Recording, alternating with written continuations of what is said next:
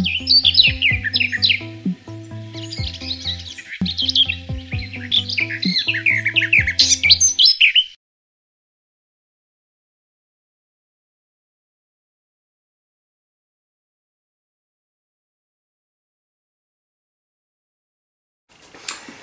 internautes, bonjour. Amis internautes, bonjour.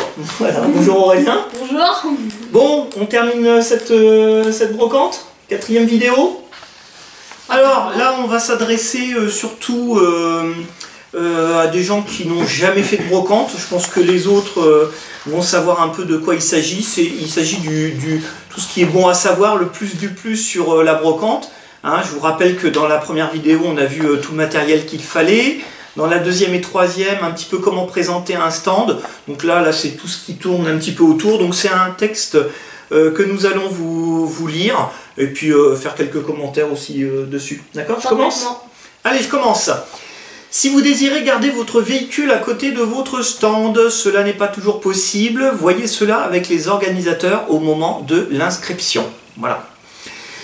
Vous désirez un emplacement particulier pour votre stand, par exemple dans une rue, devant chez vous, être sur un stand voisin d'une personne qui s'est déjà inscrite. Ça c'est possible, mais c'est toujours au moment de l'inscription qu'il faut le préciser. Donc voir ça avec les organisateurs. Également, le déballage et l'installation de votre stand se fait à l'aube. C'est pas à 9 h, c'est pas à 10 h, hein, les brocantes, il faut se lever tôt. Respectez les horaires fixés par les organisateurs. Si vous vous levez trop tard, vous allez trouver les barrières fermées, ce qui est normal. Hein. Donc voilà. Ensuite, vous venez avec une remorque. Évitez évidemment d'y ranger des objets fragiles tels la vaisselle qui subira moins les chaos de la route si elle est rangée dans le coffre de la voiture. Hein. Ça c'est de la logique. Mais il faut quand même y penser. Tiens, si tu travaillais un petit peu... Alors, une remorque peut servir de support sur votre stand. Bien sûr, ça on l'a vu dans la vidéo, dans la première partie. Vous amenez des planches et tout ça. Si vous gardez votre remorque sur le stand, vous pouvez vous en servir comme support. C'est super. Alors, aussi, ne placez jamais d'objets fragiles. Peu importe, tasse de thé, bouteille de verre ou autre chose fragile, sur le bord de votre table. Voilà, ça c'est du vécu, hein. C'est pour éviter la casse. Vous sortez vos affaires, vous le mettez comme ça. Et puis un client vient, veut prendre des affaires au fond de votre table et fait tomber des affaires. Sur une table d'ailleurs un peu bancale, donc ça aussi faire attention. Donc méfiez-vous de ça. Alors aussi également, votre stand est contre un grillage privé. Assurez-vous que le propriétaire est d'accord pour que vous y accrochiez de la marchandise. C'est également du vécu. Si vous vous amusez à mettre des cintres ou des choses un petit peu lourdes sur le grillage, sans demander l'autorisation de la personne, vous allez avoir quelques soucis. Donc voilà pour ça. Si vous avez des objets précieux comme les vinyles, les montres anciennes, bouchons de champagne, timbres, sachez que le matin très tôt, des chineurs un peu particuliers, voire des brocanteurs professionnels, vous aborderont à la lampe électrique alors que vous venez à peine d'arriver, de vous garer. Le savoir vous permet d'adopter 2 attitudes. Ou vous leur demandez poliment de repasser plus tard, quand votre stand est installé, soit l'objet convoité est disponible et vous le déballez. Hein, j'ai dit déballer en premier, et évidemment ça vous permet quand même de surveiller un petit peu, mais évidemment pendant que vous surveillez, vous ne déballez pas, hein, d'où l'intérêt d'ailleurs d'être plusieurs sur la brocante. Voilà. De même, votre stand installé, ne sautez pas sur les chineurs qui jettent un œil sur votre marchandise, hein, laissez-les respirer. Vous pouvez vous approcher pour montrer votre disponibilité, pour voir le stand de vêtements, hein, c'est ce qu'on expliquait. Un simple bonjour peut permettre d'entamer la discussion et soyez prêts pour la négociation. Voilà.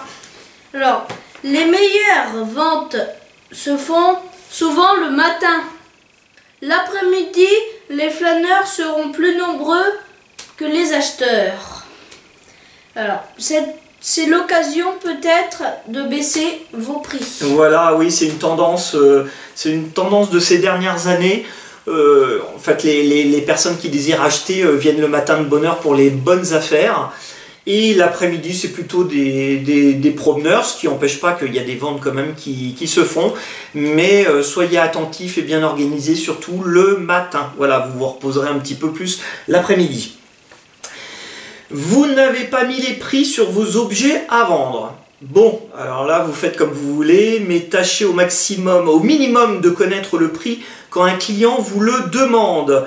Parce que si c'est pour répondre à un client, ben je sais pas le prix, il faut voir, ça dépend, et vous l'achèteriez combien? Alors un bon conseil, vous arrêtez cette vidéo, vous refermez le livre et vous partez à la pêche. Les brocantes ne sont vraiment pas faits pour vous. Vous venez pour vendre, hein. Sachez les prix, que vous les affichez ou que vous les affichiez pas. Voilà, c'est important. À toi. Alors, lors d'une vente, si vous devez rendre la monnaie, gardez l'argent du client en main et encaissez seulement à la fin. Cela peut vous éviter de sacrées embrouilles. Oui, de sacrées embrouilles, il y en a malheureusement en brocante. Donc si quelqu'un vous donne notamment un billet de 10, billet de 20, et ben vous le gardez en main, vraiment vous le gardez en main. De l'autre, vous sortez la monnaie. C'est du déjà vécu, déjà vu, des gens qui se disputent, qui en viennent même aux mains parce que voilà, il y a eu de l'inattention et vraiment faites attention. Soyez attentif à l'état dans lequel vous vendez vos objets. Régulièrement, des clients reviennent sur un stand pour se plaindre de l'état de l'objet et demandent le remboursement. Alors, quel exemple on peut donner? De la vaisselle par exemple, vous vendez une pile de vaisselle, voilà, le client, vous n'avez pas fait spécialement attention, vous le mettez dans un sac plastique, et 10 minutes après, le client revient en disant « Regardez, il y a 3 assiettes de cassées ». Voilà, comment vous faites pour savoir si c'est le client qui l'a cassé un peu plus loin, ou si c'est vous qui aviez la vaisselle cassée et vous n'avez pas fait attention. Donc vraiment sur l'état de vos objets, que ce soit, on parlait des vinyles, des DVD, vérifiez que les DVD sont bien à l'intérieur de la bonne pochette, que vos livres ne sont pas déchirés, enfin, toutes ces petites choses, parce que là aussi, c'est du déjà vu, vous risquez des petits problèmes. Hein. Donc vérifiez l'état de vos objets, sinon vous êtes obligé de le rembourser. Un chineur achète un objet chez vous, il le paye, vous le laisse car il veut finir la brocante et le reprendre plus tard, au retour. Ayez le bon réflexe de noter son nom sur un post-it, voire même son numéro de téléphone, parce qu'il y a des sacrées têtes en l'air. Parfois, les gens reviennent sur leur pas, ils ne retrouvent pas leur stand, ça m'est arrivé encore récemment, malheureusement. Donc voilà. Prenez au moins le nom de la personne. Voilà. Et ben c'est à toi. Alors, pub. Signalez via les réseaux sociaux à vos amis et parents que vous faites la brocante. Ils seront aussi vos clients. Oui, absolument. Hein. Normalement, les organisateurs font toujours de la pub pour les brocantes. Maintenant, il arrive que des petites brocantes voilà, soient un peu inconnues. Donc vraiment, faites vous-même votre pub de la brocante. Hein. C'est important. Gain de place. On vous a attribué un espace en profondeur. Placez-vous en U, ce qui vous fera gagner plusieurs mètres gratuitement.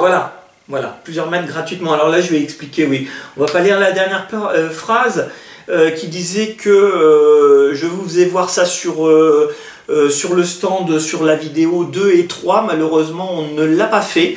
Donc c'est très simple à comprendre. Vous prenez 5 mètres de stand, si vous avez de la profondeur, alors pas 1 mètre évidemment, mais si vous avez 3-4 mètres de profondeur, vous avez tout intérêt à mettre votre stand au fond et sur les côtés de rajouter des tables, ce qui vous fait gagner évidemment quelques mètres et vous permet d'exposer beaucoup mieux vos affaires. Hein, donc pensez-y. Vous pouvez aussi choisir de mettre votre voiture derrière, évidemment. Mais il faut mieux privilégier le stand et la manière dont vous exposez les affaires. Voilà. Vous avez apporté trop d'affaires. Ah oui, alors vous blindez, vous apportez beaucoup d'affaires, vous avez pris que 3 mètres, vous ne pouvez pas tout mettre. Ne soyez pas tenté d'empiler les objets et risquer de créer un stand fourre-tout inaccessible. Disposez correctement votre matériel et laissez le surplus sous la table, pourquoi pas, ou derrière. Les objets vendus seront remplacés par cette réserve planquée pour la bonne cause. À vous d'estimer quels objets doivent être en premier exposés et ont le plus de chances de se vendre. C'est encore quelque chose que j'ai vu ce matin à une bourse aux jouets. Beaucoup d'affaires, on met devant les tables, ce qui fait que les tables ne sont plus accessibles. Sur la table, un empilement de jouets où on n'en voit finalement que la moitié. Donc tout ça, franchement, ce n'est pas une bonne idée. Hein. Après, c'est à vous de voir. Ensuite, ah oui, il est 14 h, voilà, vous avez fait une brocante, il fait beau, vous avez tout vendu. Il ne vous reste plus que mon livre, vos tables, vos chaises. Sachez que vous ne pouvez pas recharger votre voiture et aller la garer dans votre garage, enfin débarrassé de toutes les affaires. Il y a quand même un horaire à respecter, que ce soit pour le matin ou l'après-midi. Vous imaginez, il y a des flâneurs, les acheteurs qui continuent à circuler sur la route. Vous ne pouvez pas prendre votre voiture, qu'elle soit sur votre stand ou que vous alliez la chercher. Donc il faut attendre la fin de la journée. Donc, ou alors vous pouvez prendre votre table, votre chaise et mon livre sous le bras et partir jusqu'à votre voiture, évidemment, ou alors vous êtes chez vous, vous êtes devant chez vous et vous pouvez remballer. Hein, mais soyez attentifs à ça. Voilà. En salle, les vides-greniers peuvent inclure le prêt de tables et de chaises. Renseignez-vous, cela arrive surtout en fin d'année, lors des brocantes pour jouer à l'approche de Noël. Alors c'est le cas actuellement. Donc l'avantage évidemment c'est que vous n'avez pas à porter les tables et les chaises. Les brocantes pour jouer sont en salle, donc vous êtes protégé de la pluie et en plus c'est pas très cher, hein, donc c'est vraiment très avantageux. Ensuite, si vous ne venez pas sur votre stand alors que vous avez réservé pour une brocante, le remboursement n'est pas prévu, même pour cause de mauvais temps. A contrario, si les organisateurs annulent la brocante, là, vous pouvez demander le remboursement de votre place, évidemment. Les vides maison ou vides garage se passent à domicile, le plus souvent avant un déménagement ou pour toute autre cause. La vente des objets d'occasion se fait sur place, ce qui évite de tout transporter en brocante. Il vous faudra faire de la pub dans les journaux et mettre en place un grand écriteau devant la façade de votre maison. Alors il faut quand même prévoir plusieurs personnes pour surveiller et renseigner les clients, essayer de rassembler les objets dans quelques pièces de la maison et fermer les autres. L'exposition des objets se fera sur le même principe que sur un stand de brocante. Soignez la présentation. Quelques précisions, faites de la pub évidemment sur Facebook ou autre, pour essayer d'avoir pas mal de personnes. Les vides maison, il faut demander l'autorisation normalement en mairie, vous devez pouvoir faire ça une fois par an, je pense pas plus. Et pour finir, n'oubliez pas de laisser votre place aussi propre que vous l'avez trouvée. Vous mangez un gâteau, n'importe quoi, vous ne jetez pas le papier. On n'est pas des cochons tout de même. Voilà, tout à fait. Quand vous quittez une brocante, essayez de laisser la place bien propre. On a vu sur les vidéos qu'il fallait amener un sac poubelle. Des fois, les organisateurs vous en fournissent un. Vous avez des déchetteries à côté de chez vous, donc même s'il y a des objets que vous n'avez pas vendus et que vous ne voulez plus, essayez de les ramener quand même. Pensez aux organisateurs, pensez à toutes ces personnes qui après doivent passer derrière vous pour nettoyer. Alors pour terminer cette 4e vidéo, alors au final, est-ce qu'on va gagner beaucoup d'argent avec cette méthode, à ton avis? Bon, en fait c'est difficile à savoir. Parce que d'une brocante à l'autre, ça va être différent. Et puis, les facteurs qui interviennent il y en a beaucoup. On va en dire quelques-uns. Il y a le nombre d'exposants, la publicité faite sur la brocante, la météo, et surtout les objets que vous proposez, hein, que ce soit leur nombre, leur diversité, leur qualité ou leur renouvellement. Alors, il vous faut être quand même un bon communicant, et surtout, ce qu'on a vu, que vous exposez vos affaires correctement sur un stand qui soit attrayant. Hein. Suivez mes conseils, vous ne pouvez qu'augmenter vos ventes. Voilà, c'est à vous de jouer. Aurélien, merci pour tout. Merci. On va se quitter là, on se retrouve juste un instant pour vous présenter le livre. Et je vous souhaite une bonne brocante. Au revoir. Au revoir.